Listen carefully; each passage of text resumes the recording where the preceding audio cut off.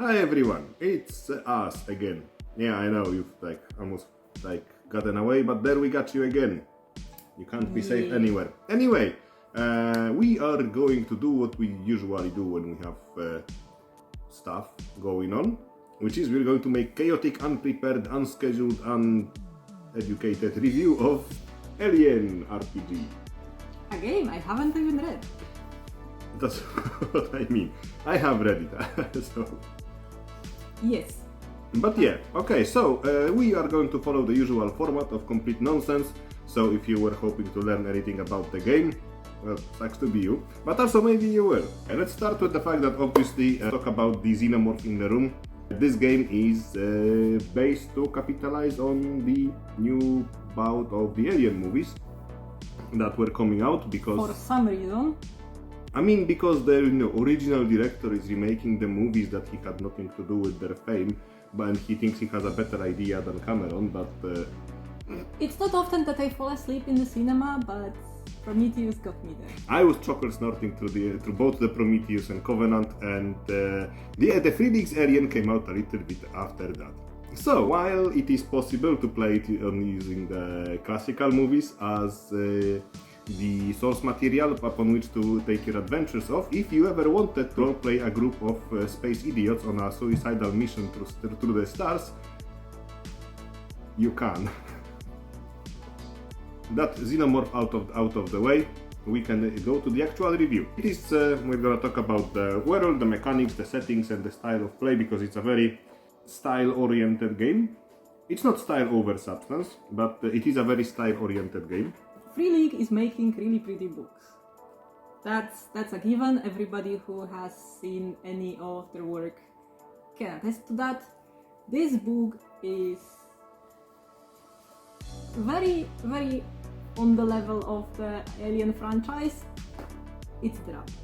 They are going with the layout and the pictures and everything. They are going for the, stylized, retro, futuristic, dark and gloomy future, and the book looks like okay, but it does need a bit of polish in moments because I don't know, it's good but not great. Yes. The reason I didn't read it is because I can't really read fonts on black background, and that's basically it. It hurts my eyes and I can't do it. Yeah, the layout and the general construction of this book reminds me of Coriolis, but Coriolis did it earlier and did it better. Basically. Yes. You can grab Coriolis and show for comparison. I will. Both of those books are constructed in a very similar way, and with a very similar, I'm gonna try, and in a very similar, scope in mind. But what in Coriolis, which we may talk about later if you want, let us know in the comment, call to engagement and stuff. Yes, so yeah, the algorithm. Yes. Where Coriolis is generally coming off as mysterious and otherworldly and dark, Alien comes off as... Basic? Yeah, it comes off... if you have both of those books on your shelf, and you have to pick one by which one is the prettier, I would pick Coriolis any second of the day. And Coriolis' world is also more fleshed out than the Alien cinematic universe. Unless your game would be based off of the Aliens and Aliens vs Predator comics, but if you do that, then you're an absolute nerd, because everybody knows that cool guys are only reading Jurassic Park comics from the 90s. So... I will never be cool in your I wonder if... definition. I wonder if there is a Jurassic Park TRPG. I'd play that. Oh, you would, yeah, absolutely. Yeah, I'd play that. Maybe I'll make that. That actually sounds cool. Make a self-contained RPG about escaping from a dinosaur-infested island. It might already It does exist. Yes, it does exist. It's called Clever Girl. It is. It is. We might review that too. It's awesome. We love it. So this book looks good, it's serviceable, it gives you the style and the visuals of the Alien movie franchise, but it has a little bit to be desired. And the most interesting thing about this book is what's inside it. The thing with Alien, the RPG, is pretty much that if you like the franchise and you like the style and you like the general vibe, you will probably like this game. Free League generally uses very simple mechanics in their games, unless they're doing something like Morgborg, which also has simple mechanics but different in many fonts. In many fonts. Yes. No shade, I like the games from Free League, and the system that they're using is generally very simple. Alien comes prepared with two different modes of play. You can have a cinematic play, which is obviously geared towards a more narrative type of playing, where you have nothing but cinematic scenes. And there is plenty of that in this book, because its entire themes and styles are built to recreate your own versions of the Alien movies or, scenes from it. So it's not so much set up to be a role-playing experience as a movie role-playing experience. You know what I mean? If you've ever played those narrative games that go for like specific style of like cartoon format or movie format or something like that, then you know what I mean. They have specific mechanics and incentives and player agency tools that are there to bring up the possibility to create those scenes where the little Timmy is stuck in the well and only the Iron Man can save him with his spider webs. So this is here. Yes, but there's also something called a campaign mode, in which you have more of the classic RPG experience with more rolling, more use of the gear statistics, and generally more involved mechanics. Mechanics, in short, are rather simple. You just roll d6s and see how you go. Yeah. There are, of course, custom dice made for this system, but you don't need them. It's, fun to have. It's optional. It's fun to have. There's also a deck of cards that you use to, for example, draw initiative in combat. Just if like I recall correctly, you can also use normal cards for that. You can. Yeah. You can. Thankfully, all of those things have been made. I'm not sure if there are cards in Alien specifically. Yes. They are? Okay, I believe you. I read too many RPG books and they all get mixed up in my head. There is a custom deck of cards. Again, optional. You don't need them. Yeah. They are available. Yes, you can use them if you want for the style, but this is generally a game that really benefits from going all in on the theatrics and the additional elements in it.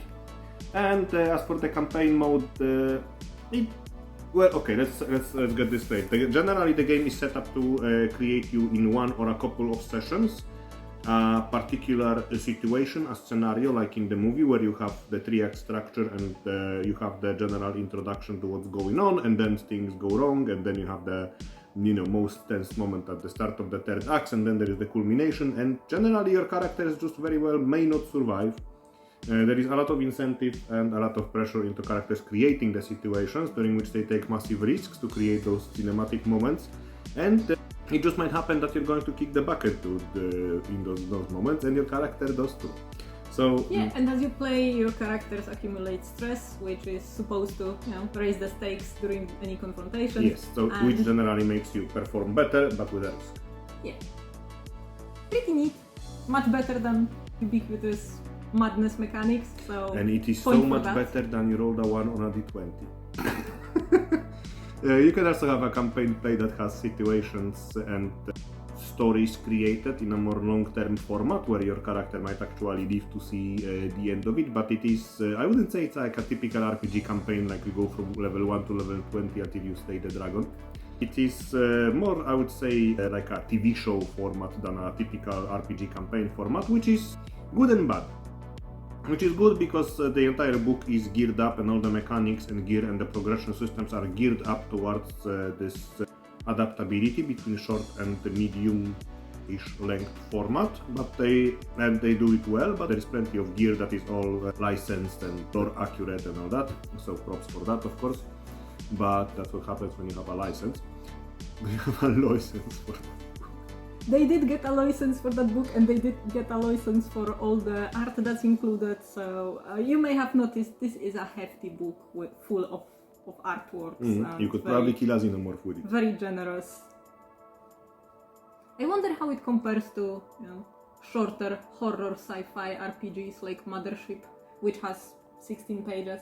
24? Well, if we are doing the comparison between Aliens and the Mothership, I would say it depends what you want. If you want a more free-form hard sci-fi, take Mothership. If you want to have structural cinematic experience of the 20th century Fox, yeah, then go for Alien.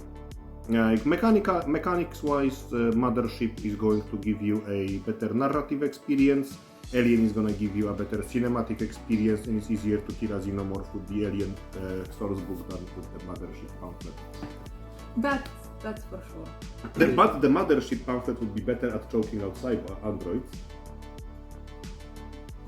I suppose. Yeah, just pick whichever one you prefer. Pick your target. The book actually comes with a bestiary, so yes, there are all kinds of Xenomorphs included. So if you want to live out the dream of surviving an encounter or dying a horrible death in an encounter with Xenomorphs, all of the types and all different stages are included. You have a bestiary with all the information in there. It doesn't really have that many pictures, and it's laid out in a functional way. And it has the Neomorphs. I'm sorry, I do think they're hilarious. Like, we might one day make a video in which I'm talking about movies, but be prepared, I will tear them a new one. No matter what movie I'm talking about, especially if it's a stupid movie like the new Alien movies, I am just gonna go to town. Because like, I have a lot of respect for fellow RPG creators, and I generally do not enjoy much. For the book itself, it comes with plenty of character classes that you can play with, but do not think of them as, character classes, as you would in, for example, Pathfinder or even Call of Cthulhu, where you have investigators. Even that is more classes than this. For example, here you have the medic. I'm gonna try to make it visible.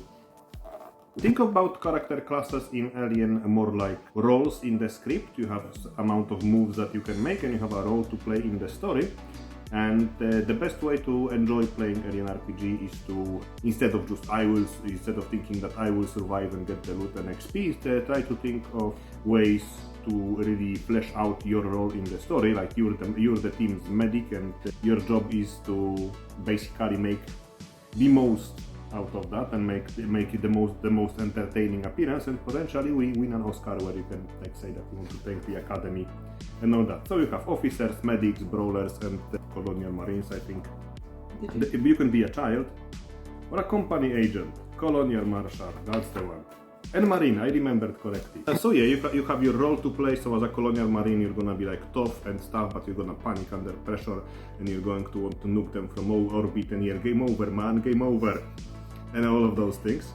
Take the role and have fun with it, and you're going to have fun with it. Take the role and try to play it like your, D&D warrior, and you are going to find your set of tools and gear and abilities in this game entirely insufficient, because this is not what it is.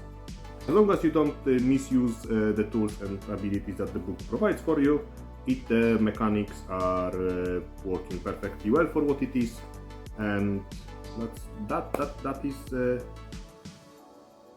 a compliment, actually. Yes, mechanics are supporting the way this game is supposed to be played, which is a good thing. Yeah, and the game also clearly delineates and describes how it is supposed to be played. So provided you read it, well, it's not funny. Most people don't read the entire book before they play the game. I agree. This book has like 400 pages. You don't need to read 400 pages, but you need to read general player chapters and like how the story is structured and stuff like that before you play.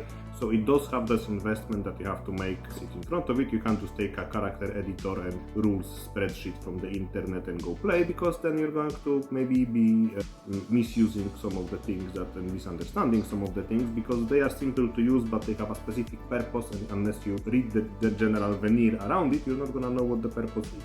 It's definitely one of those games that hugely benefits from having a proper session zero and discussing with the whole group what's the objective of your play. Yeah. What type of game you actually want to run, because you need to be on the same. Yes. You need to be on the same page. Absolutely. Before playing a scenario in Alien, you gotta have a moment before and discuss. This are playing a scenario in which you guys are a crew of a doomed space trash compactor on the way to McDonald's when somebody got a food poisoning, and there is a Wilhelm scream in the background, and everybody's playing out this pastiche of an Alien movie. Or if you discuss that this is going to be a serious horror experience, we are going for full drama and all that. So everybody has to be on the same level because otherwise things just don't work. Yeah. And that goes for this TTRPG as much as it goes for anything else in life. So with that, here is a list of our Patreons and the links, and I don't know, it is me doing Macarena. Macarena, bye! I have water. Yeah, that's as far back as I'm gonna sit with the gel on my back. You can show my chesticles to the camera. Let's not show them. So yeah, anyway, generally... Anyway, are you ready? I mean, it's already recording. Yes, but you know, we can just... I am always ready. Okay. Hello everybody, I'm Jakub and this is Always Ready, and today we are... Better?